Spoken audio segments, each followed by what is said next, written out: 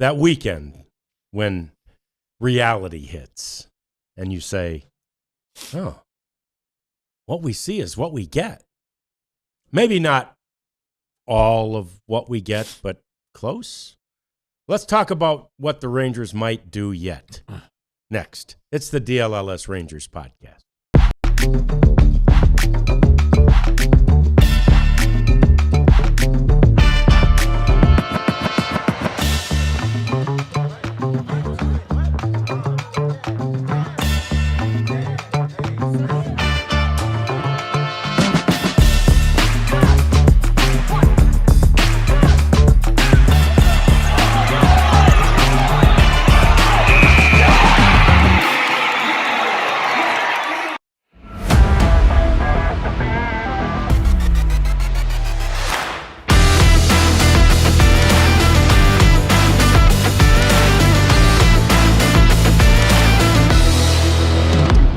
Yeah, it's the question that's plagued the Rangers for a couple of years now. Will this be a third year of looking, hoping, pining away for offensive improvement? We'll talk a little bit about that and so much more. It's the first show of the week. It's Monday with the DLLS Rangers podcast crew. Me, John Radigan, Jeff Wilson. We got the Queen, Katz over there. Did you see her fine work behind the paywall on the Supporters Club? You've got to check that out. She's, like I say, she's destined to be an influencer, so we appreciate her hard work on that. I think you'll like it. Jeff and I just watched it upstairs. We liked it. Anyway, despite our presence in the thing, I said we need more Kat and less of us. But we got lots to talk about today. Let's talk about the offensive upgrades or lack of same in the offseason thus far. And then we'll dive into the free agents that are available, none of whom, by the way, are offensive. And the reason we'll do that is because we don't think the Rangers are really looking at many offensive players right now. Organizational mentality in the cleanup segment, it's all coming up on the DLLS podcast. But, we've talked about this a lot, Jeff. The idea here appears to be, in large part, addition by subtraction. Yeah, there's no question about that this lineup is different, right? It is different than the one that opened last season and opened the season before that. Gone are, as we talked about throughout the offseason, especially leading up to the non-tender deadline, gone are three of the league's least productive hitters. Yep. The past two seasons in terms of OPS, and so you've moved those guys out. Jonah Heim, Adolis Garcia, and Marcus Semien, who wasn't non-tendered but sent away 2 days after the non-tender deadline. Mm-hmm. And you've replaced at least Semien with a guy who grinds out at bats in Brandon Nimmo, who hits, has as much power, if not more, than Marcus. Just an everyday player, a left-handed bat, and so that's where you start, and that's a big move. I know a lot of people think of offseason moves as the 40-year, $2 billion contracts, but this is a big trade, and it's big for the Mets too because they think they're reshaping their image defensively, whereas the Rangers are getting younger and they're getting just the hitter they want, more of an on-base guy, a guy who puts the ball in play. So you have that move to start with, and then you've still maybe haven't found the everyday replacement for Marcus, though Josh Smith fits what the Rangers' new offensive philosophy is. He gets on base. Yep. When Josh Smith is right, he's on base. He can pop the ball of the ballpark, but he can also put it in the gap. There are a lot of ways to beat you, and I think that's what the Rangers are looking for: more complete offense. At catcher, you're gonna have better offense. It's an upgrade. Danny Jensen's a better offensive player than Jonah Heim, and it's just right there for you if you bother to look at the stats pages. And with Higashioka, who had a nice year last year, hey, catcher's better. So they have gotten better. The addition by subtraction is very, very accurate, but now they need guys who are back to be better. Right. Of course, it starts, I think, with Jock Peterson. But if you want to look more long range, Josh Young and Jake Berger find themselves in I don't want to say a career crossroads, but pretty important season with where they are in arbitration and all of that. And if Jock Peterson can't be any worse than he was last year, but he needs to be significantly better. Right. Yeah. And so do Josh and Jake, and I think they'd all be the first to tell you that. They absolutely would, and in my mind, the reason for the other than those basically addition by subtraction, and then so there's two moves, right, that have added offense. Simeon for Nimmo, right? So you add offense there. He's going to be more productive at the plate. At least his numbers say he will be, than Marcus was last year. If you're just trading bat for bat right there, okay? Right. And he could be the leadoff hitter, which Marcus has tried to be over the years and done successfully for a couple of years, but then couldn't anymore. So you've got that trade. And then the other one is the Jansen thing over Heim, right? Yeah. So those are your two offensive improvement. And you think, but man, why aren't they improving the offense through other free agent avenues or maybe trade? And I think that you can look back all the way to the trade deadline last year when I think we probably said it, and certainly if we didn't, we talked about it ourselves, like, need a lot of things, of course, at the trade deadline.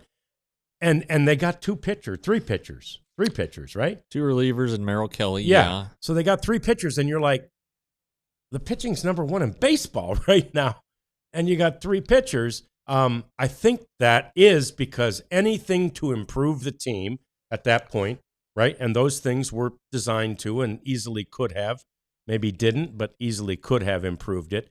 And you look at that offense and you go, we're not one or two or three players away there. We need wholesale improvements, which speaks again to this whole approach thing, this whole difference as they're going to try and approach things in the offseason. Right. And that's, that's part of this,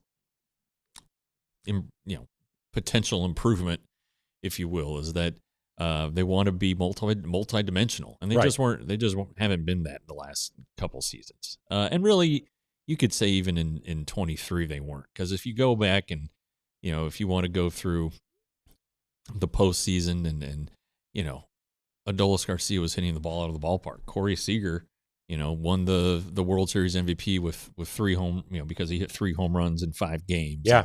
Even Marcus Simeon hit a home run there in the clincher, and Jonah Heim hit a home run in the World Series, and Leody Taveras hit a home run off of Justin Verlander in the ALCS. Yes. So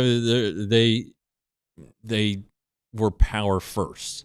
I don't think there's any doubt about that. So now, the thought is, and Skip Schumacher, wants to run, and he wants guys to be able to just, understand game situations. Get a guy over, runner at second, no outs. Get him over. Less than 2 outs and runner at third, get him in. Yeah. And you don't have to do it with a hit. You can do it by making the productive out. And a lot of people wince at that. And yeah, if you're trying to rally and you want to hang a crooked number, I understand. But if you're facing Tarek Skubal, as good as he is, if you're fortunate enough to get a runner there at third with less than 2 outs, he's got to score. Yeah. And you have to realize that as a batter, I just got to put it in play. Yep. We got to get this running if we're going to have a chance. Yep. And here's how I'll liken it to this. You don't want to be chasing runs. And this weekend, the whole weekend, we're watching the NFL playoffs. My son's, 27. And so he comes from an era, and when his real NFL consciousness got sort of, wetted, and it's from the era where you go for it on fourth down. Ugh, you don't punt. It's crazy. And you don't kick field goals. And, of course, the team, that's not in the playoffs that I really love, my first NFL love was the Lions. And they were the kings, right? Dan Campbell, the king of that. And I kept telling my son over the weekend, you don't want to chase points in the NFL playoffs. You've got to get the points. And teams would kick, and he'd be like, oh, you should go for it. I'm like, no, you can't. And then the teams that did go for it, inexplicably or ill-advisedly, were chasing points. One of them was that Bills game that we watched closely. And, you go for it. You go for it on 4th and 2, Jacksonville. And next thing you know, you don't make it. It took a review and all that stuff. Yeah. And they lost by 3. And I don't know where, well, we're getting off subject. We are. But especially with field goal kicking nowadays as opposed to when we grew I get up. it. Yeah. It's like that Cam Little guy can make it from 65 he's yards. Kicked a 68-yarder this year. Go get you 3 points. Right. And you know what? It's okay to punt. Yeah, then he did miss a 54-yarder. We laughed at that. But you know what? You're right. And in the playoffs, you play a field position game, and that's especially if the weather's shitty. Yes, crappy. Sorry, and I said the S word. And that's the point on what we're saying with regard to not necessarily hanging the crooked numbers, right? But swinging for a home run is trying to go for it on fourth and 5. Exactly right. Yeah. In your own territory. Yeah. Right. Yeah. So go. No, I'm with you. You have to be able to beat guys in a lot of ways. You have to recognize that as a player, as a coaching staff, what you're up against that day. Do what the game asks you to do. Yes. And that's what Skip Schumacher is hoping. What Justin Vealey is hoping. He told me before Christmas, and I've said it here. If they are in a 3-game series against a team, and they win the 3 games, they sweep it, they want it to be, ideally, they will have beat the other team in 3 different ways. Sure. Out-muscled them one game, out-baseballed them, smarts the other, and then just had a complete game where they hit the ball and did a little bit of everything. Yeah, and it's a noble goal, and hopefully they can accomplish it. I read an article the other day about how, and again, any article has a certain amount of opinion, but there were some facts to back up how the 3 true outcome thing, strikeout, walk, or home run, is becoming a thing of the past. And I read it and I said, yay, baseball's back, right? Because the 3 true outcomes, to me, led to the demise in many ways of baseball as we grew up with it, right? Which is moving runners, which is productive outs, which is whatever it takes, which is, again, thank you, Wash, do what the game asks you to do. Yeah, and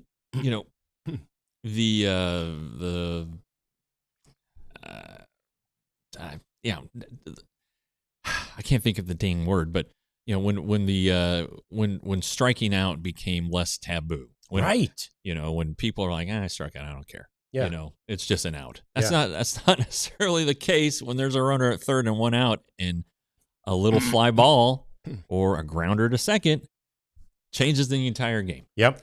So I've never really bought into that, and people are going to strike out. As Tom Grieve said, the pitching is so good these days, and so many people have said that, and they're right. You can get a starter to go through 5, and you can bring in 4 or 5 relievers who are throwing gas 98 with nasty, sliders or changeups or whatever. Yep. And you guys, you don't have a chance really if he's on. So I get it. But and as much as I love Joey Gallo, less Joey Gallos, please. More complete hitters. Yep. And again, Joey was a part of a generation of those type of hitters, or at least hitters who were trained to be that way. Joey was never able to break free. I think some of these guys who had similar training through their travel teams, through their private coaches, through, the drive lines and all that, they were all kind of trained the same way. Some of them had the ability, the skill to break out of that and do other things. And in this game, you have to. You have to be able to do that. And if there is a shift, subtle or otherwise, back toward that style, I don't even think it'll be subtle with the Rangers this year. There's a shift back to that style, and I like it. I like it a lot. And when you also, can't go out and spend on Kyle Schwarber and Kyle Bo Tucker Bichette. and all these great sluggers. Well, you got a choice, and with where the farm system is, there aren't any huge power hitters there. This is just kind of how they have to morph right now. Yep, it is, and it's how they're morphing, which is I think going to work. Of course, time will tell. We'll talk about that. We also want to get to some of the thoughts in the chat, and I agree with you, Mick Jowers. Joey Gallo is a future Cy Young winner. That's right. Maybe not. We'll talk about that and so much more with you. Thanks for chatting with us. Coming next, it's the DLLS Rangers podcast. Of course, in baseball, we have lots of acronyms: WAR, wins above replacement, Bacon. Batting average on contact. So many, millions of them, right? We got a lot of acronyms. Here's an acronym to keep in mind: SHBG. I have no idea what it stands for, but I know this. It locks up your testosterone. It acts as a padlock, right? Your body's making testosterone, and then here comes SHBG and locks it up. It's a little bit like having a bank full of money, and you put your debit card in, and your debit card doesn't work. You got a body full of testosterone, but somehow the SHBG is blocking it from being used properly. You know what can rectify that entire situation? Marsman. For a limited time, our listeners can get 50% off and free shipping. That's 50% off for life and free shipping plus 3 gifts. If you go to Mars.com and get that 50% off. And you can pay for that by going to prizepicks.com/DLLS, where you will get $50 in free lineups after your first $5 lineup. You don't even have to win that $5 lineup. They just give you the 50 in free lineups. It's daily fantasy. I was trying to beat the buzzer here and get one in so I could tell everybody what it was and follow up in our next Prize Picks ad read. Alas, just be reassured that I've got to be their most loyal guy. I do it just about every day, and man, is it fun. It adds to the sports experience, and it's really simple. The lineup is 2 to 6 players, and you select whether it's the player will score, will have more or less in a certain category. $1. You can do it for as little as $1. So we're not breaking the bank here. PrizePicks.com/DLLS. It pays to be right. Yeah, it does pay to be right. And I appreciated Jeff's visual aid. Well done on the Mars. Yeah. It shows I was paying attention. Yeah. That's right. I appreciate that. So let's get to a few of these things. First of all, the Rangers, Kelly, man, you're right, need some of that gas in the bullpen.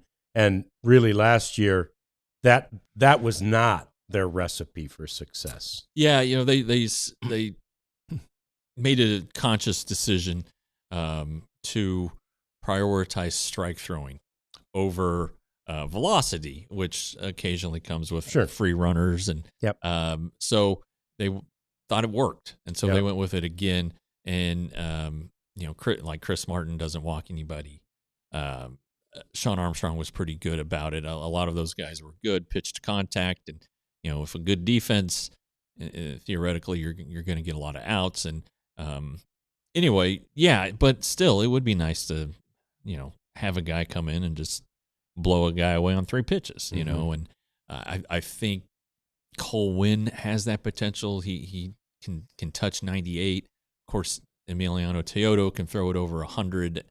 He still has some work to do, but right now this is the way they're going, and there you go. And I think Diaz, if he can find his mojo again, can be a 96, 97 guy. Yeah. I hope he can.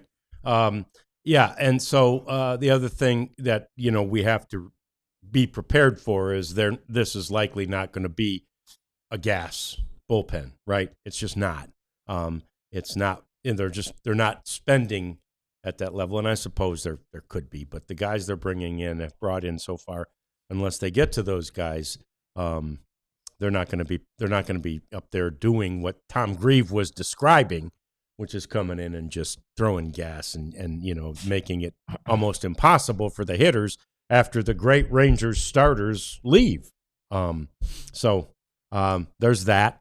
But I do think that the Rangers made a move, Jeff, to once again, try and get one of these guys with very little, outlay, and that is Zak Kent. Zak Kent, who they got via a waiver claim from St. Louis just after the show ended, actually, on Friday. Yeah. 27-year-old acquired on a claim from the Guardians or he was designated, and then he was with, so he got him from the Cardinals, right? Yeah. Zach is a former Rangers top 10 prospect. That's right. Really like the guy. He's a good kid, nice, just super nice. Talk your ear off. He was a 9th round pick, forgot the year, from the Virginia Military Institute of all places. Yeah. Wow.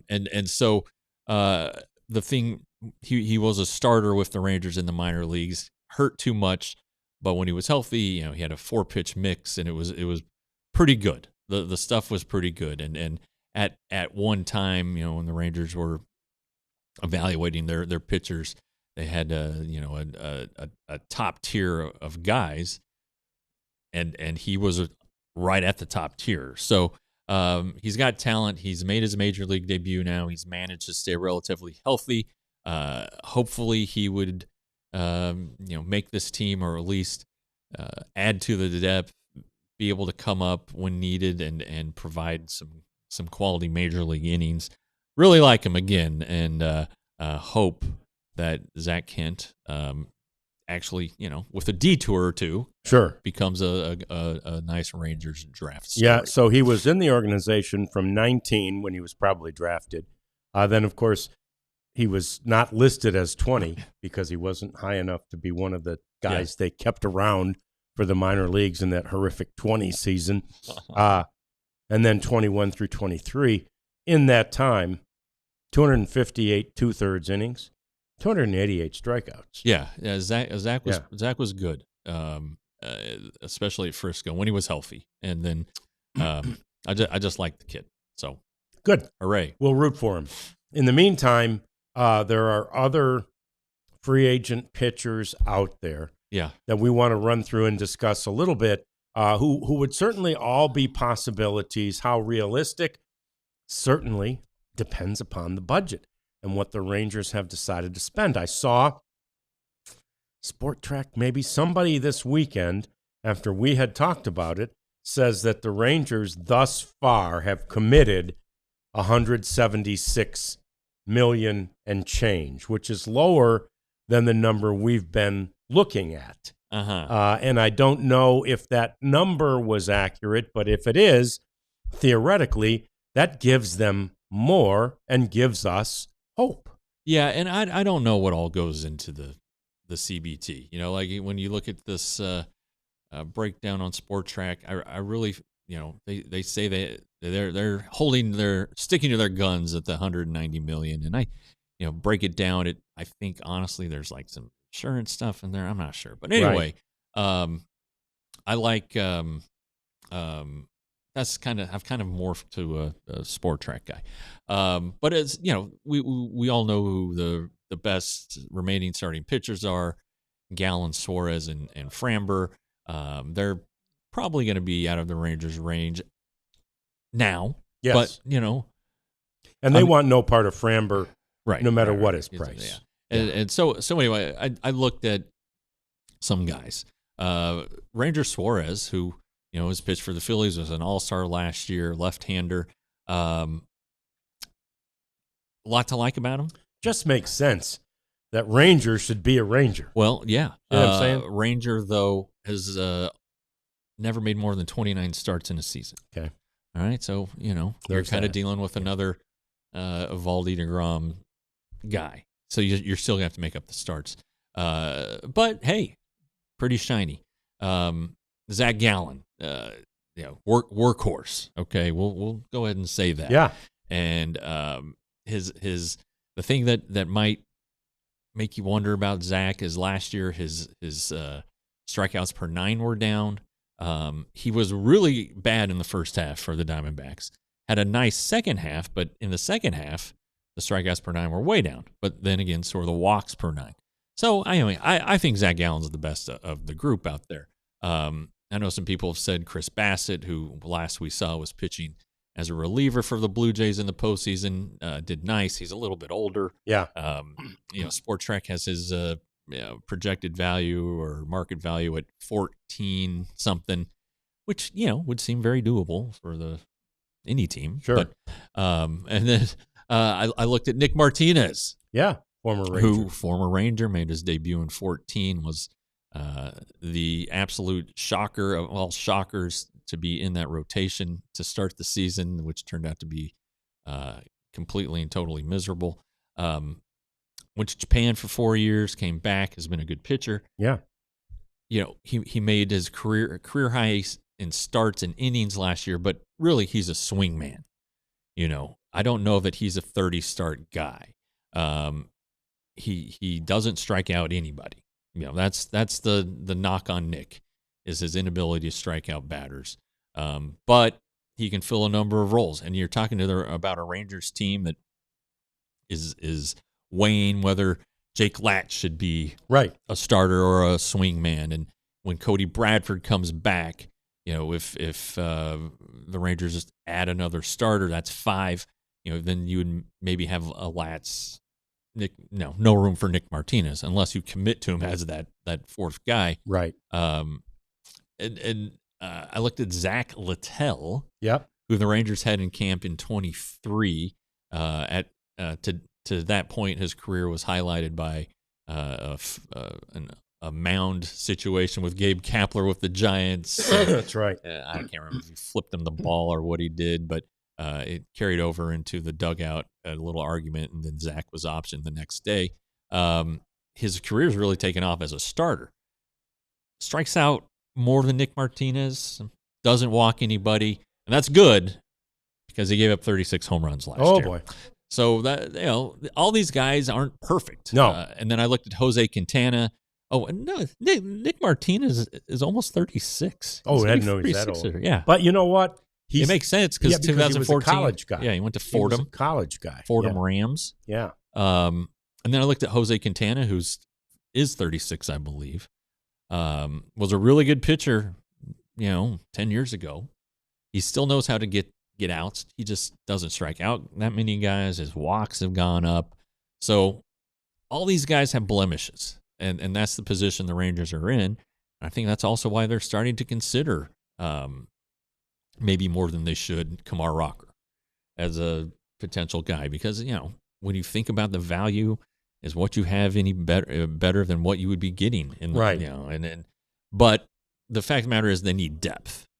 The Rangers don't have enough starting pitching, and that usually or oftentimes equates to minor league contracts, and maybe ultimately that's what some of these guys end up signing. But I think the big takeaway is that, and we've learned this and we've mentioned this, the baseball offseason is not going to end the day that pitchers and catchers work out for the first time. The Rangers signed Michael Lorenzen on March 23rd in 2024. Jeez. Last year was Patrick Corbin on March the 18th. Will Smith, who was a pretty vital piece of that 23 team, he signed on March 1st. Yep. So this may take a while. The market's not moving that much. And what if these top guys get impatient and are like, all right, just find me a deal. The best deal, get me in a camp. I want to be ready for this season. Maybe I can go back into free agency next year. CBA labor dispute notwithstanding. Right. It's just, so when Chris Young says, yeah, we're looking at everybody, there is a chance. That's what he means. Like we were saying with the Japanese players, nobody had the White Sox. No. Or the Astros and all these guys, and all of a sudden they landed them. Yep. So I think that, when don't roll your eyes when he says they're looking at everybody. I think under the right circumstances that those opportunities could present themselves. But I also wouldn't be surprised if on March 17th, the Rangers find the guy to finish off the rotation. Which might be Patrick Corbin. Hey. Right? Hey, and it worked out fine last year. Yeah. That they had the best rotation ERA in the history of the organization and the best in Major League Baseball. So there are a lot worse things that could happen than signing a guy like him or somebody like him, right? Yeah. At that point, and again, they got him for such a steal last year. He's basically barely making over $1 million. He might have had some incentives, but he would have achieved those because he was a workhorse, man. He started every game for him. All right, so Chris Young has said that. He's said some other things that were pretty interesting on the Friday call that he had. One of which we'll discuss next. That sort of speaks to the organizational mentality of the Rangers, at least for this year, and perhaps going forward into perpetuity. That's next. It's the DLLS Rangers podcast. And you have got to get your Supporters Club subscription to see Kat, if no other reason.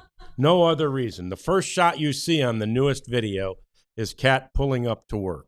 And you see her, give you a tour throughout the whole office. She's really good at all this, the editing and all the stuff you do to put one of those videos together.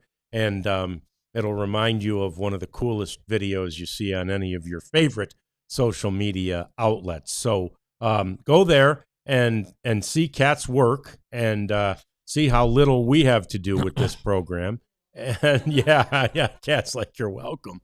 And anyway, it's a great deal. That's $15 or either $5 for become a member. You get the emojis, you get all that behind the scenes stuff. You get a little cameo from the Cowboys crew. Actually, I just discovered. Yeah, saw that one. Lovely little cameo. So Supporters Club, join it. Yeah, and while we're joining things, please sign up to get our newsletter, which you can do right there on the screen. It tells you. Go to alldls.com. Very bottom of the page, there's just a little box for you to enter your email address and hit submit. That's all we want, email address.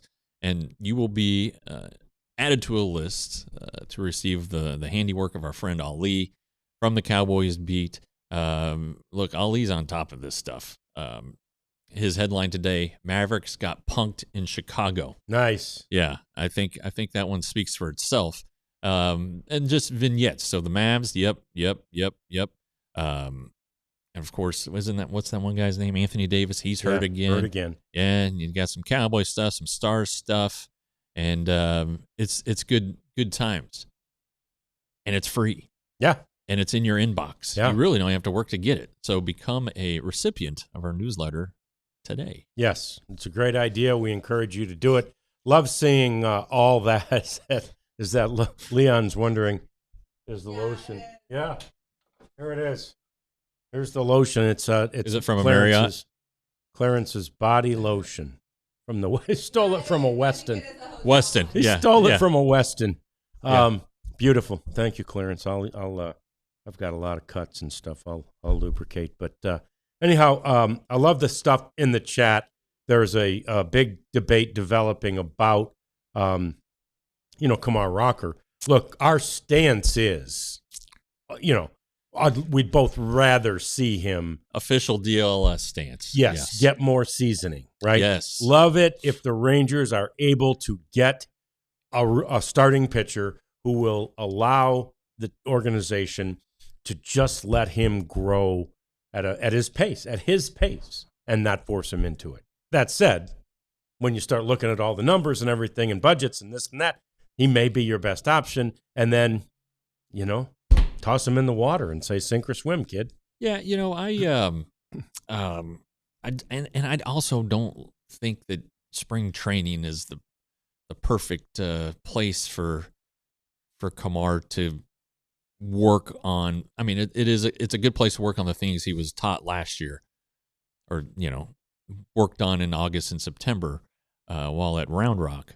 But I also would like to see it in like an official game capacity. Yes, which would not be at the major leagues. Work on it maybe for a month. Work on it, 2 or 3 starts even if spring training goes well and they think it's close but still want to give it some time. Do that, because I think you throw him into the regular season on opening day, opening week, and he's starting, I don't know, one of the games at Baltimore. It's like, and it doesn't go well. where does he go from there? So let's take a little time on this one. Yeah. Just a little more It'd be time. nice. And you know what? It might not take, like, that seasoning might not take a full minor league season. Right. Right? Maybe you see what he's done, you see what he's learned. We know he came to camp last year not ready, and there are various ways to describe that he wasn't ready, but he just wasn't ready. And so let him go.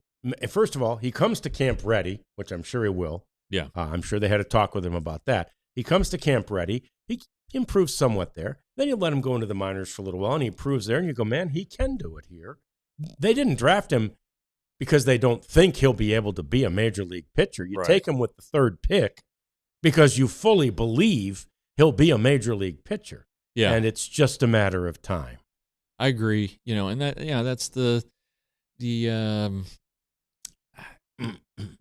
line of thought was, this guy's a competitor, great teammate, great you want athlete him on your side, and all this stuff. And all those things can still happen. Yep. But you don't need to force the action. Right. Let it come to him. Yep. And it could happen real soon. Sure. And he's had some nice starts in the big leagues. He really has. It's just not consistent enough. And it's not necessarily about the pitches and all of that. It's about the other stuff that comes with it. Sure, absolutely. So, and again, we talked about it, that you're covering the bases and holding runners. Holding runner, yeah. Oh, gosh, it's baseball IQ, too. That's all part of the developmental process. So, meantime, the organization, realizes where they stand, as told to us by the president of baseball operations, Chris Young, on Friday, who said, we as an organization have a lot to prove. The players are motivated and hungry. Not to say they weren't last year, but there is an edge to these guys. There's an edge to the coaching staff and the front office. We all have a lot to prove. And I think that sort of chip on the shoulder, Jeff, right? Yeah. It's a big thing for athletes. It is a motivator. It is literally something that can get you through off-season workouts. Like, it's a thing. And certainly in 24, there's not an edge. We won last year, right? It's like, can't wait to play again, but no real edge. You expect to be good, of course. You're still going to try really hard, but it wasn't there. Last year, and this is the fine line, last year maybe that edge was there, but then when things didn't happen immediately, and Dave Raymond mentioned this the other day, it's human nature. They started pressing. Sure. And it's pretty funny. 2024 spring training, nothing like it. I've never. It was just different, and a lot of it was because they just won the World Series. But it was just different. They were holding players out, and it just felt like the team wasn't ready. I just felt that way, and they did have a decent May, I guess. They were in first place for a lot of the month, but it just didn't feel right. And then last year these guys come in and there are a few new faces, sure, and Adolis and Zeke have new swings and some changes, and you're feeling like you're going to get a lot more DeGrom than you've seen. Yeah. So there was a little bit different feeling, but then it just was flat, offensively from the start, and they never got out of it. So I'll be curious to see what it's like. New manager, things will be perhaps a little bit. Maybe spring training's run differently than it has been in the past. Sure, it will be. A big believer in the how to run a spring training was T.R. Sullivan. He always had a feel for it and was usually right. It translates. It does. And I do think that some guys have been treated unlike their predecessors at their same age and experience level, and haven't had to grind and haven't had to go to Mesa every dang time. Things like that. Maybe some guys who've been told that they're hot stuff, and anyway, you got to work, and it's the place to do it, and you should want the at bats in spring training, and you should want if there's a chance to get extra work and you need it, go get it in the backfields and things like that. I'm just not. Haven't seen a lot of that here lately. Yeah, and it's a point when you say that, a thought crosses my mind. Like especially young guys, they need to be humbled, right? The game will humble you. Yeah. But also maybe just humbled by going to Mesa, right? Sure. Things like that. Because back in the day, the young players always had to do that.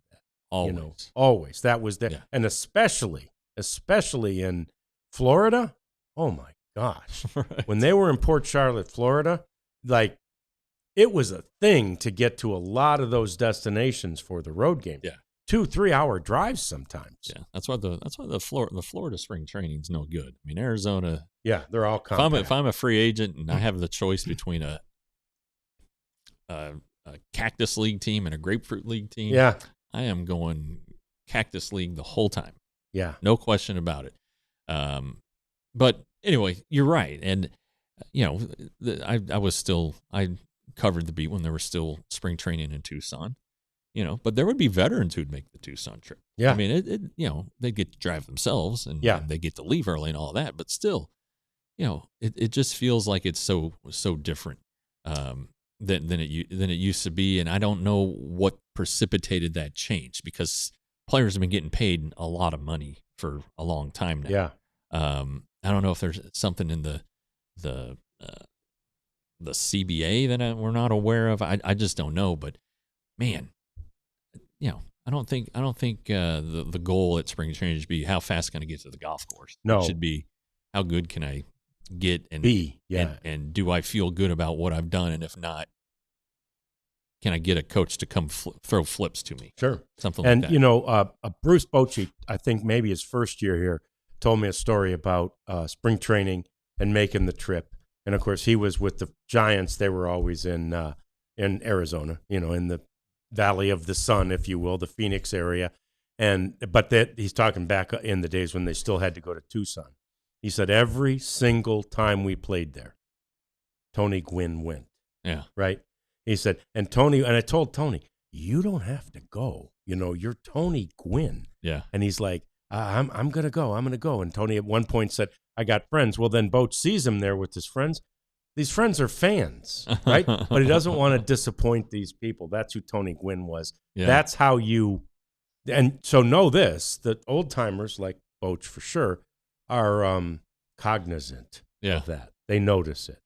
And they're trying to help him out, but he's like, yeah, no, I'm fine. It's baseball. Yeah. Right? I don't care about, I do care, but I don't care about golf. It's baseball. Yeah. Yeah. Anyway, the current line there in the chat is about, has Chris Young drafted anyone who's made it to the majors? Chris Young was basically in charge of the draft in 21 and 22, the last 2 years of John Daniels, and Chris Young was the driving force behind the selections of Jack Leiter and Kamar Rocker. So even though he wasn't the head of baseball operations at the time, those picks are Chris Young picks. Yeah. If I remember correctly, I don't know that the Rangers would have gotten Leiter without CY. Yeah. It feels like, if I remember correctly, they were going to try to, him and his dad. Yeah. I don't know about the Rangers.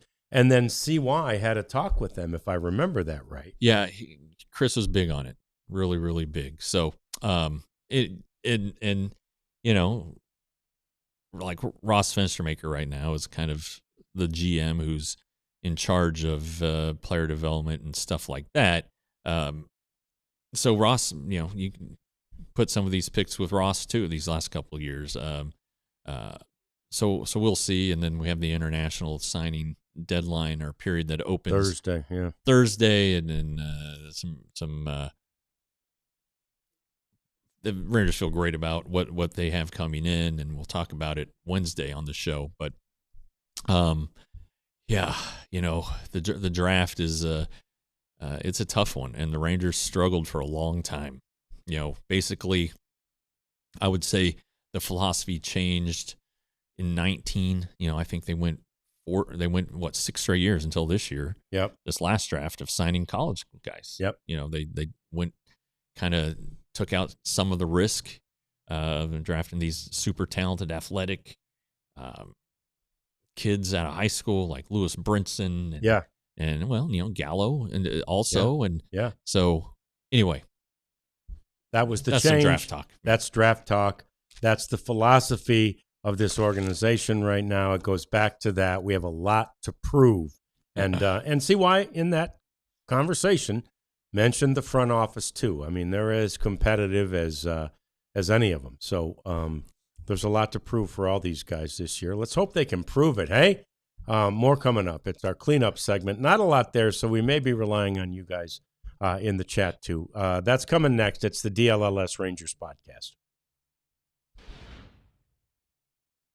Die Hard talk? Yeah, sure. I wrote something, started it last night and finished it this morning. We've talked about it here. That was basically the second segment, but some nuggets you should go read that didn't make the airwaves. So scan the QR code or go to our website, alldls.com, and become a Die Hard today.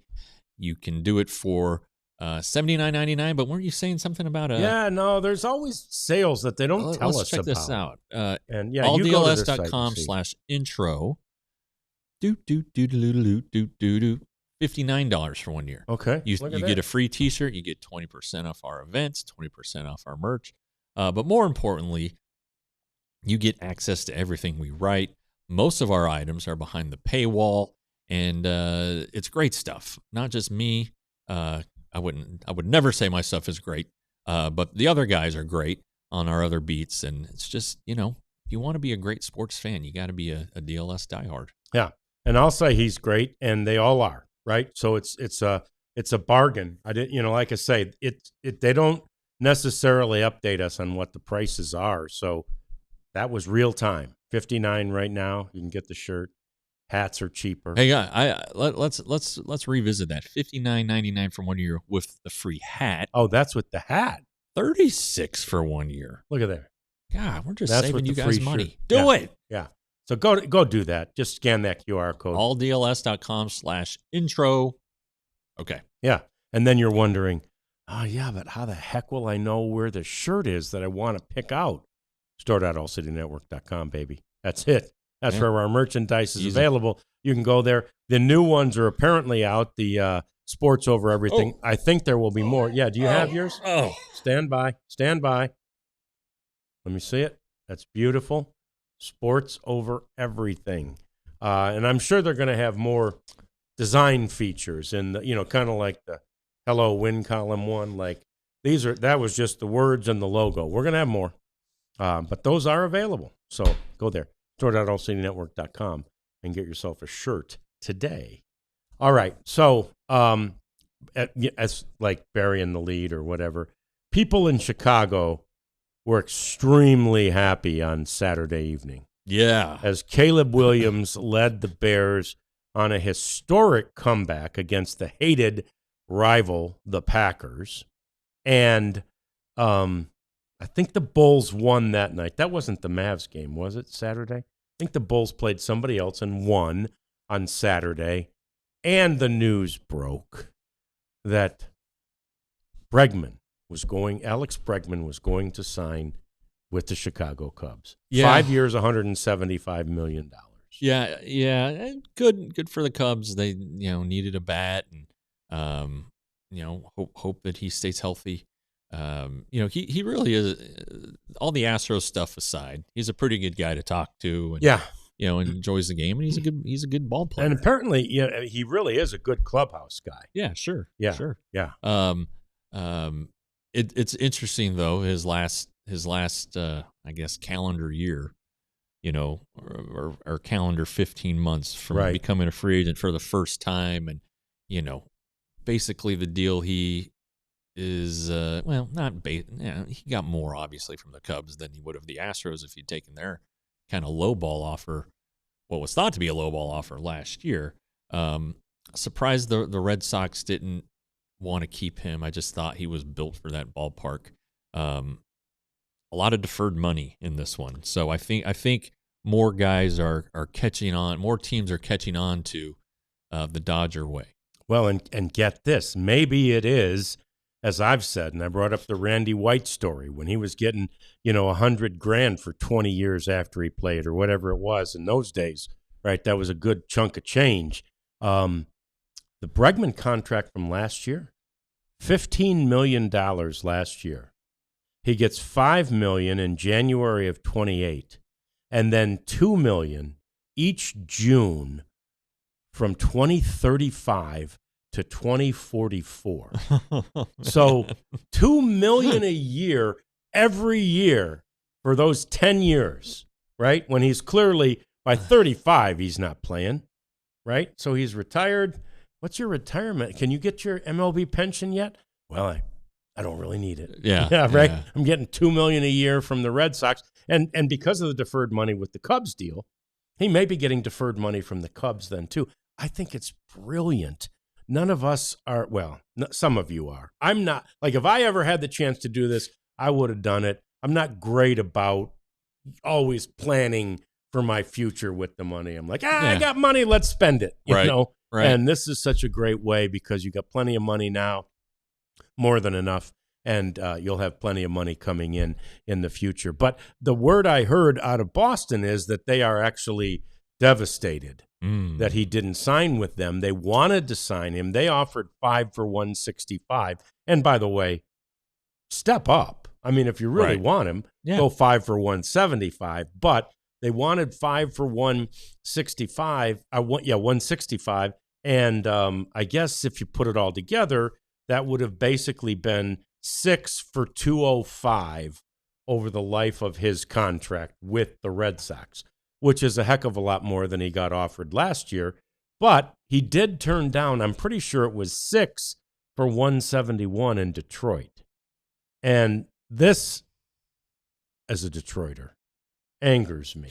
Like, how bad do you hate Detroit? First of all, your former manager and good friend A.J. Hinch is there. Yeah. And so how much must he hate something about, doesn't want to live in Detroit, hates the city of Detroit, hates playing in the ballpark, whatever it might be. Like, he would have gotten more last year than he got this year. Well, maybe I don't get it. And by the way, AAV, he was going to get $40 million a year from the Red Sox, and now he's only getting $35 million from the Cubs. Yeah, only. It's a Poor tough bastard. one. Yeah. So anyway, he's signed. Nobody has to worry about Bregman anymore. It does put, obviously, a premium now on, Bellinger. Certainly. Yeah, Bellinger's younger. Yeah. Bellinger's got to feel like, and I heard the Yankees are doing the staring contest with him, and they're sitting there at 5 for $155, 5 for $160. And if I'm Bellinger, I'm like, nope. Yeah. No way. Yeah. I don't know if his agent is Boris or not. It is. It is. Okay. Yeah. So, anyway, it's big. It's not. I think they were. You're right, Mason. They were more lukewarm about him. Detroit was this offseason. And in part because I think they all did feel spurned. And I'm not sure any of the fans there. I'm like, hey, it sucked to have your own fans boo you, but they booed him every time he came through last year because they were unhappy. You can't spurn Detroit or Detroiters.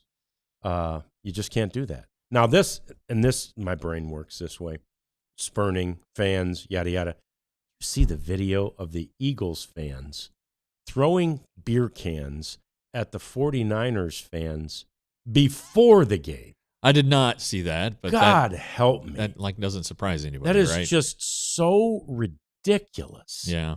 I mean, I don't understand it after the game either, but at least you could understand after the game, we got beat in our own house, whatever. Yeah. Before the game. That's who those guys are. Well, did they fill them up with rocks or anything? I hate to think they threw beer. Yeah. Heck, if I'm a 49ers fan, I'm just trying to catch it. That's right. Catch me and give me a free beer. But anyway, quick aside. from all the NFL stuff. It was a great weekend of NFL games this weekend. Yeah. Really fun. And we're going to be kind of pitted against each other on Saturdays. Yes, we are. The Bills and the Broncos. Bills and the Broncos. I'm not feeling great about the Bills up there. However, they're favored. The Bills are? Yeah. Are they really? Yeah. Here's the reason I would feel a little better. I'm not a fan of the bye. I understand. Think the college football playoff proved the bye doesn't work. Anyway, that's another show, which may have to do if there's no baseball. The Rangers have struggled with buys not the Rangers. The Broncos have struggled with buys in their playoff history. Yeah. Yes. Okay. So the Palm Beach A affiliate, which is in a St. Louis Cardinals affiliate, they're normally the Palm Beach Cardinals, Jeff. Okay. But on Saturdays this year, the Palm Beach Cardinals will be wearing uniforms that have what appears to be a dead iguana on them. Fear not. These are frozen iguanas. Oh, that makes much more sense. The iguanas that live in the trees in Palm Beach. Cat didn't get it. It's okay. I sent it. I should have mentioned it. I sent it to the text instead of the Slack, and so that's on me. But anyway, look it up. You'll see the pictures. It's the Palm Beach frozen iguanas. And the reality here is, that's what happens when they get cool temperatures, cold. I mean, 32, I guess, or 31 or below in Palm Beach, which they don't get very often. But when they do, those iguanas that are just up there taking a nap in a tree, bam, fall out. They look dead. They're just frozen, Jeff. Oh, and they come back to life? Cryogenics, baby. Oh. Cryogenics. Ted Williams should have considered them. Ted Williams. A little bit of cryogenics. They come right back to life, and everything's good. So anyway, I think that's a cool name, though. Yeah. The frozen iguanas. Sure. Don't worry, PETA. No iguanas were hurt in the making of these jerseys. That's right. Got to sell some merch too. Yeah, that's the thing. And they got this, very bright green and bright blue outline on the iguanas. It's a thing. All right. Yeah. The first power rankings of the season are out, and I know Jeff tells me every time, don't take the bait. The only reason they put these damn things out is so that you'll take the bait, and I took it again. You'll learn someday. So, I know. Yeah. So, not surprising as we run through, there's one surprise up high. Number 3 is going to surprise you. Dodgers, obviously. Blue Jays, obviously, 1 and 2, right? Number 3. And I guess maybe it shouldn't be a surprise, but it is to me. Mariners. Really? Yeah, they bought into the Mariners. Obviously, the Mariners took the Blue Jays to 7 games. I understand. So, anyway. Number 4, Phillies. I just heard the guys on MLB radio talking about the Phillies being an 86-win team this season. So, I don't think they're 4, but these guys do. Red Sox, Brewers at 6. Yeah, that's legit. Yankees all the way down at 7. Mets at 8, okay. Orioles 9, Cubs 10. Yeah, well, see, the Cubs should be higher. Yeah, they should. Does that include Bregman? I wonder if this was before. And then what about that trade they made for that? They got Cabrera. They got Cabrera, but they don't Fish. have Bregman. So this was written before the trade or before the Bregman signing. Anyway, the next highest American League West team is at 14, Jeff. Astros? That's the Houston Astros. Okay. And the next highest American League West team after that is 18. Well, is it not the Texas Rangers? Yeah. West Sacramento Athletics. Oh, okay. Well, and then at 20, here come your Texas Rangers. Well, all right. And I beg to differ, if I may. I want to quibble. 29, by the way. We've got the Angels. This group has the Angels at 29. Interesting. And your Rockies at 30. Well, where were my Tigers on this list? Rockies have definitely earned it. Yeah, Rockies are probably going to be 30 ago. Tigers were 13, just ahead of the. If they have Tarek Skubal, they're not going to be 13. This list is bogus. I'm sorry I brought it up. God dang it, John. You fell for it again. I fall for it every time. I'm always looking for okay, this will be great. We got a little optimism here. Oh, no. Boy, they aren't optimistic at all. And it is funny. Last year they had the Rangers almost at the beginning of the year and throughout the preseason, top 5 every vote. Yeah. I shouldn't take the bait. Anyway, thank you all for hanging out. We love your chat. It's fun to watch you guys chatting, even as we are. And we'll do this again 4 more times this week, Tuesday through Friday, 1:00. Big day is Thursday, somewhat big day, when the international signing there will be official news begins. Yep, we'll have some news then. We'll preview the international signing on Wednesday. And let's haul off and see if we can get another guest in here. They're always fun to have. That's all coming up this week on the DLLS Rangers podcast.